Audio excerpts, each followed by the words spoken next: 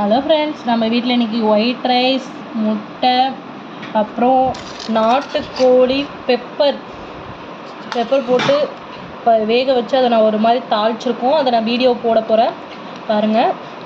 இதை வந்து நம்ம பிளேட்டில் மாற்றிக்கலாம். டேஸ்ட்டாக இருக்கும். ஆனால் இந்த மாதிரி ட்ரை பண்ணி பாருங்கள். அடுத்தது பாருங்கள், இது வந்து நாட்டுக்கோழி குழம்பு, நாட்டுக்கோழி தண்ணி குழம்பு. பாருங்கள், நாட்டுக்கோழி நல்லா இது வந்து அதை நாங்கள் செஞ்சுருக்கோம். பாருங்கள், அதுலேயும் பீஸ் இருக்குது. நம்ம அதை வந்து நல்லா நம்ம பிளேட்டில் ஊற்றிக்கலாம்.